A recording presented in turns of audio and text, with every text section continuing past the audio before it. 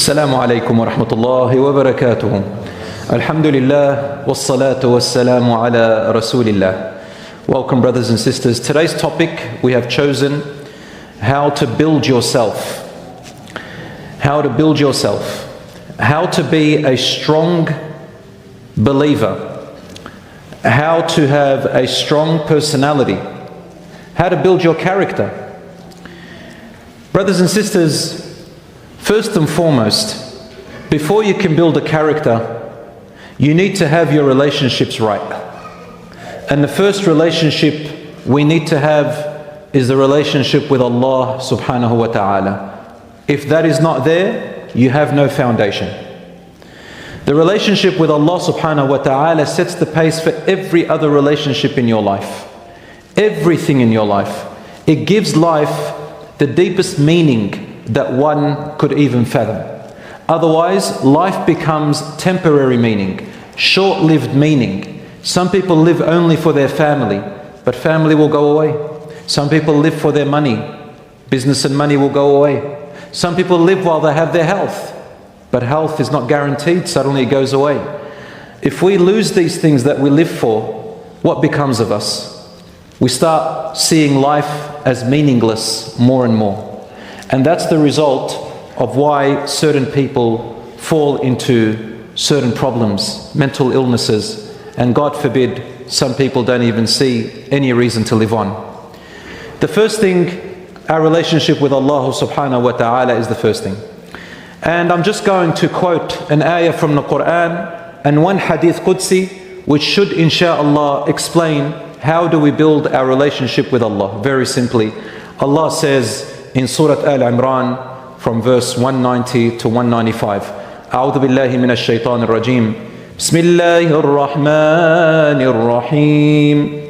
الذين يذكرون الله قياما وقعودا وعلى جنوبهم ويتفكرون في خلق السماوات والأرض ربنا ما خلقت هذا باطلا سبحانك فقنا عذاب النار ربنا إنك من تدخل النار فقد أخزيته وما للظالمين من أنصار ربنا إننا سمعنا مناديا ينادي للإيمان أن آمنوا بربكم فآمنا ربنا فاغفر لنا ذنوبنا وكفر عنا سيئاتنا وتوفنا مع الأبرار. We'll translate this much insha'Allah and then another two verses. Having a relationship with Allah, brothers and sisters, begins here where Allah says, indeed in the creation of the heavens and the earth and the alternation of the day and the night there are signs for people of reason. They are those who remember Allah while standing, sitting and lying on their sides and reflect on the creation of the heavens and the earth. And they pray, O our Lord, you have not created all of this without purpose. Glory be to you. Protect us from the torment of the fire. Our Lord, indeed, those you commit to the fire will be completely disgraced, and the wrongdoers will have no helpers. Our Lord, we have heard the caller to true belief, proclaiming, believe in your Lord alone. So we believed. Our Lord, forgive our sins, absolve us of our misdeeds, and allow us each to die as one of the virtuous. Our Lord, grant us what you have promised us through your messengers, and do not put us to shame on the day of judgment, for certainly you never fail in your promise. Allah subhanahu wa ta'ala finally says, فَاسْتَجَابَ لَهُمْ رَبُّهُمْ. The verse before, رَبَّنَا وَآتِنَا مَا وَعَدتَّنَا عَلَى رُسُلِكَ وَلَا تُخْزِنَا يَوْمَ الْقِيَامَةِ إِنَّكَ لَا تُخْزِي يخلف الميعاد فاستجاب لهم ربهم أني لا أضيع عمل عامل منكم من ذكر أو أنثى بعضكم من بعض. Allah subhanahu wa ta'ala says, so their Lord responded to them, I will never deny any of you, male or female, the reward of your deeds. Both are equal in reward. My dear brothers and sisters, from here we can understand from these simple verses that there is an intimate relationship happening.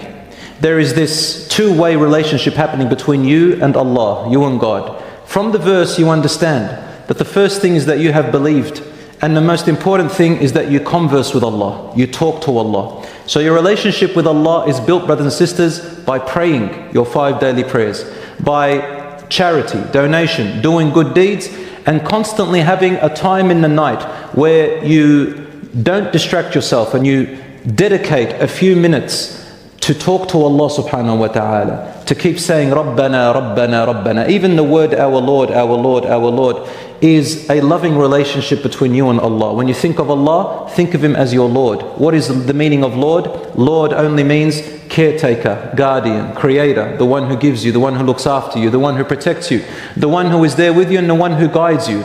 Your Lord, Rabbana. This is how we address Allah subhanahu wa ta'ala, brothers and sisters. We call Him as Rabbana, Ar-Rabb. There is no one who cares for us more than Him. And you seek refuge in Him and you ask Him to fulfill His promise that He gave as we believed in the messengers and prophets. And Allah subhanahu wa ta'ala is saying, don't cut off your connection with me. Because if you cut off your connection with me, the connection will be cut off. Allah never cuts you off. But it is us who cut Allah subhanahu wa ta'ala off. And Allah subhanahu wa ta'ala always has the door open. We can always return. As you can see in these verses, there's constant repetition of, oh our Lord, forgive us. Oh our Lord, grant us salvation, save us, protect us. Allah subhanahu wa ta'ala, He loves this type of relationship because it's a one of intimacy. You're pleading to Allah subhanahu wa ta'ala to keep you protected. When Allah subhanahu wa ta'ala told you, don't worry, but you say, my Lord, protect me. Allah subhanahu wa ta'ala, when He sees you doing that, Allah subhanahu wa ta'ala's mercy encompasses you. Right? It's like when a child says to his mother or her mother, Mum, please, make sure that I'm safe, make sure that tomorrow at school I've got my lunch, otherwise I won't have anything to eat. If like a 5-year-old or something. And when the mother hears these words, only the compassion and mercy hits her. And she says, how can I leave my own son? My son is worried that I'm not going to look after him. And the more you say it, the more the mother gets teary over these words. Says, stop, don't say it, don't say it. So Allah subhanahu wa ta'ala always tells us about our parents whenever He mentions His name in the Quran. Because our origin came from our parents and our original origin came from Allah subhanahu wa ta'ala. So brothers and sisters, whoever does not have a relationship with Allah, the life becomes less meaningful and only temporary. And as you all know, when the Prophet Muhammad sallallahu alayhi wa sallam died, Abu Bakr radiallahu anhu stood up and he said, Man kana ya'budu Muhammadan fa inna Muhammadan qad mat. Whoever worshipped Muhammad, then he has died, sallallahu alayhi wa sallam. Wa man kana ya'budu Allah fa inna Allah hayyun la yamut. Whoever worships has always worshipped Allah. Allah is ever living, He will never die. Allah subhanahu wa ta'ala also tells us, however, with one little tender, how can I say it? In Arabic it's called itab. It's like when you you care about someone, but you tell them something to be weary of.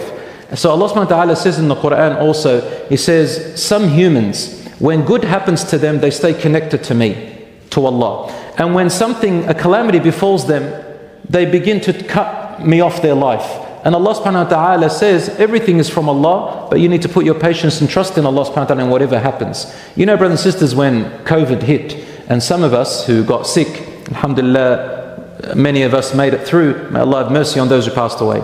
Some of us lost our sense of smell. Some of us lost our sense of taste. I did, subhanAllah. Till today I haven't got my entire taste back, subhanAllah. But when you lose your senses, something as simple as a smell or a taste, and then suddenly it comes back, you feel like you own the world, subhanAllah. And when we always have it with us, we forget the blessings that Allah subhanahu wa ta'ala has given us. So sometimes Allah may diminish something from you to keep you connected and appreciative, because we are naturally forgetful beings. So brothers and sisters, everything Allah does with us is to keep you connected and knowing a meaningful life, a life that's beyond here, to make it through, inshallah.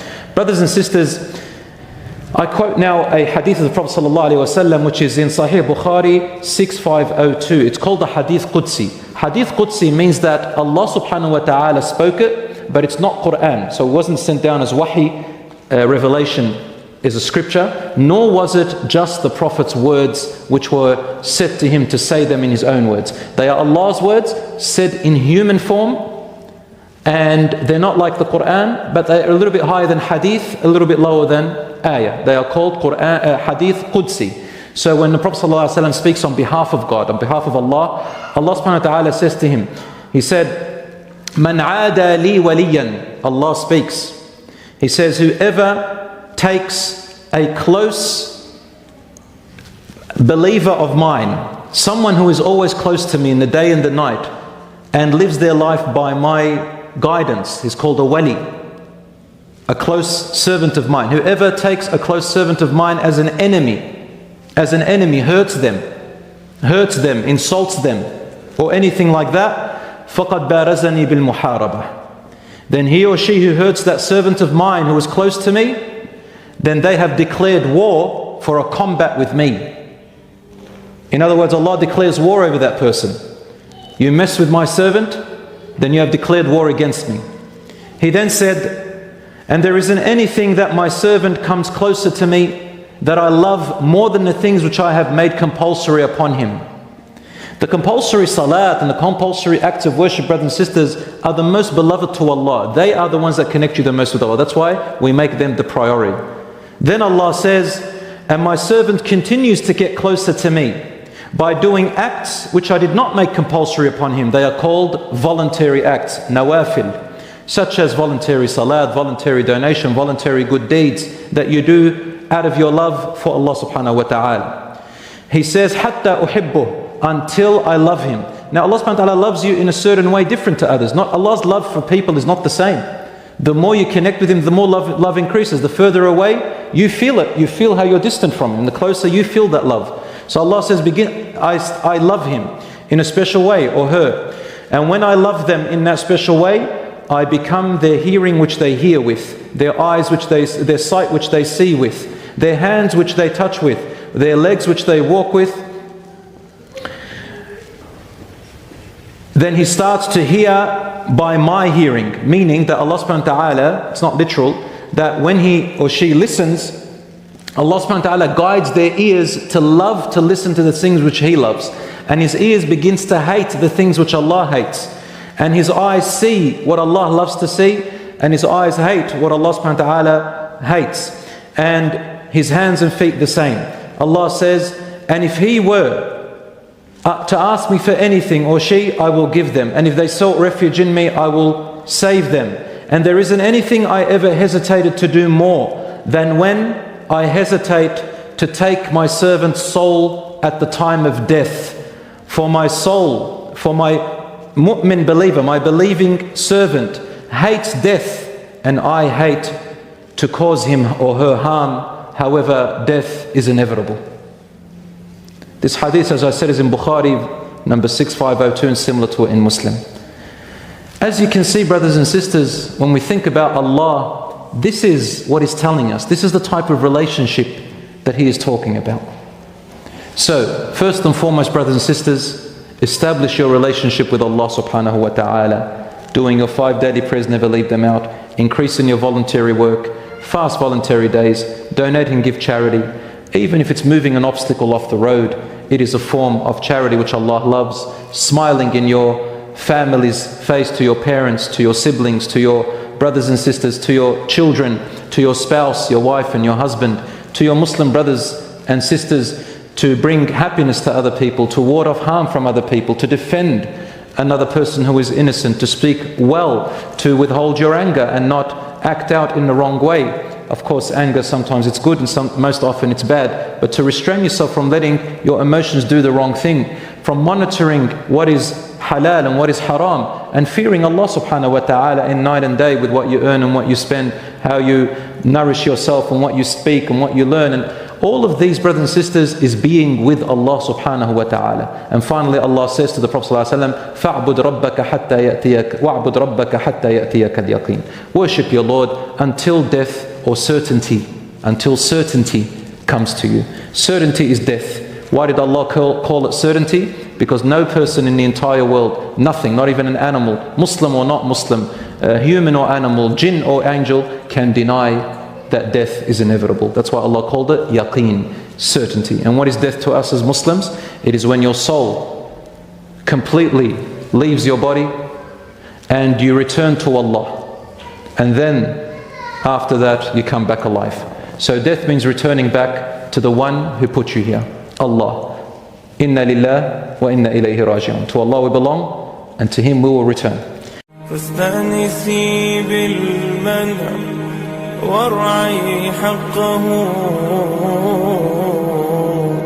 إن الرضا وصف المنيب الألمعي